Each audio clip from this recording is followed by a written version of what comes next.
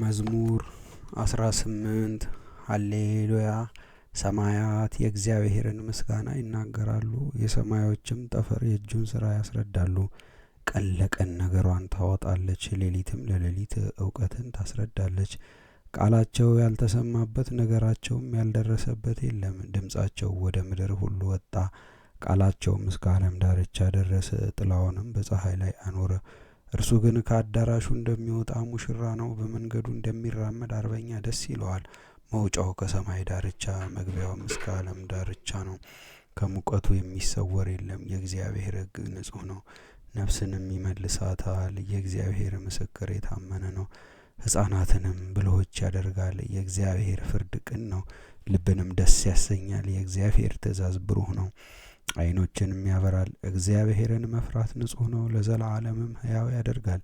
የእግዚአብሔር ፍርዱ በአንድነት እውነትና ቅንነት ነው። ከወርቅና ከክቡር ዕንቁ ይልቅ ይወደዳል፣ ከማርና ከስኳርም ይልቅ ይጣፍጣል። አገልጋይህ ግን ይጠብቀዋል፣ በመጠበቁም ብዙ ዋጋ ያገኛል።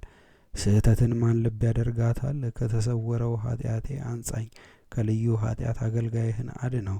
የህሊና ኃጢአቶች ካልገዙኝ ግን ያን ጊዜ ከኃጢአት ንጹሕ እሆናለሁ፣ ከታላቋ ኃጢአቴም ንጹሕ እሆናለሁ። የአንደበቴ ቃልም ያማረ ይሆናል፣ የልቡናዬ ሐሳብም ሁልጊዜ በፊቴ ነው። አቤቱ ረዳቴ መድኃኒቴም።